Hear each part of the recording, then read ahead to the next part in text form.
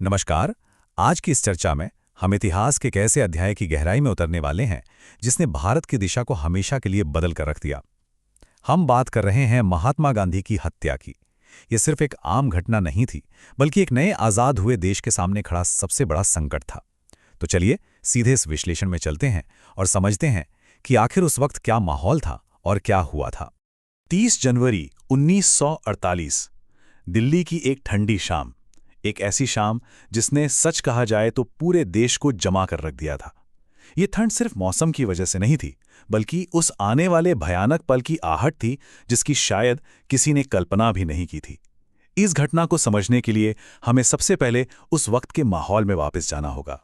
सबसे पहले बात करते हैं आज़ादी और उस वक्त देश में फैले तनाव की।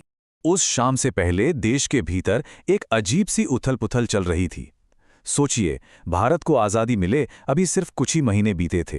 एक तरफ नए देश की शुरुआत का जश्न था, तो वहीं दूसरी तरफ ग्राउंड रियलिटी थोड़ी अलग थी। देश में दंगे, नफरत और तनाव तेजी से आग की तरह फैल रहा था। हम बाहर से तो आज़ाद हो गए थे, पर अंदर ही अंदर देश इस हिंसा और अफरा तफरी का सामना कर रहा था। और इन सभी दंगों और बढ़ती हुई नफरत के बीच सिर्फ एक शख्स था जो अकेला लगातार शांति लाने की कोशिश कर रहा था।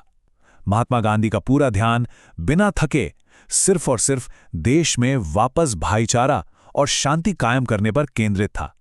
वो अकेले इस टूटते हुए समाज को जोड़ने में लगे हुए थे। अब आते हैं बिरला हाउस की उस शाम की प्रार्थना सभा पर। शाम का वक्त था और गांधी जी रोज की तरह अपनी प्रार्थना सभा की तरफ बढ़ रहे थे। भीड़ में लोग उन्हें देखकर पूरी श्रद्धा से हाथ जोड़ रहे थे, उनके पैर छू रहे थे। हर तरफ एक बहुत ही शांत और पवित्र माहौल था। लेकिन किसी को क्या पता था कि इसी शांत भीड़ के बीच एक खतरा छिपा बैठा है। एक ऐसा व्यक्ति जो एक बेहद खतरनाक इरादे के साथ इस सभा का हिस्सा बन गया था।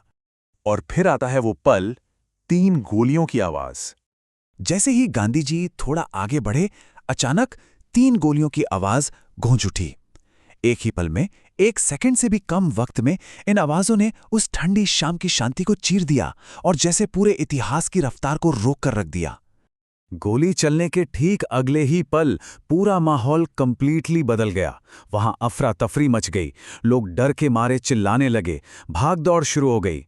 किसी की समझ में नहीं आ रहा था कि अभी अचानक से क्या हो गया है।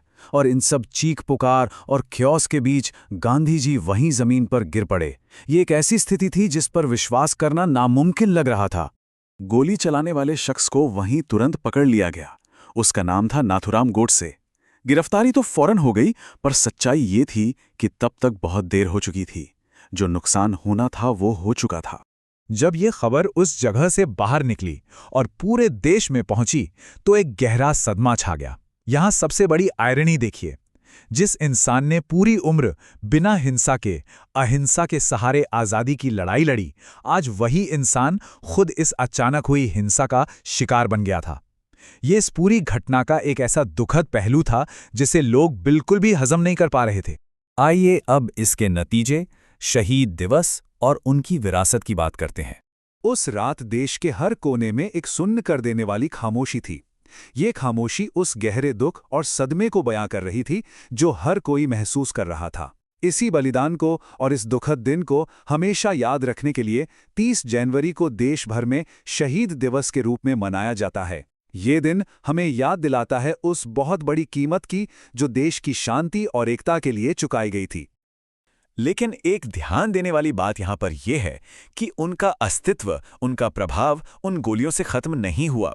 गांधी जी को सिर्फ भारत में ही नहीं, बल्कि ग्लोबली दुनिया भर में शांति और अहिंसा के सबसे बड़े प्रतीक यानी अल्टीमेट आइकन के रूप में याद किया जाता है। उनके विचार और उनकी लेगेसी आज भी जिंदा है। तो यहाँ ये विश्लेषण खत्म करते हुए एक बहुत ही बड़ा सवाल पीछे छूट जाता है। एक गोली ने उस ठंडी शाम एक नेता की जान जरूर ले ली, पर क्या हिंसा कभी भी अहिंसा के अमर विचारों को सच में मार सकती है? ये इतिहास का एक ऐसा सवाल है जिस पर शायद सदियों तक विचार किया जाता रहेगा। आज हमारे साथ इस चर्चा में जुड़ने के लिए आपका बहुत बहुत धन्यवाद।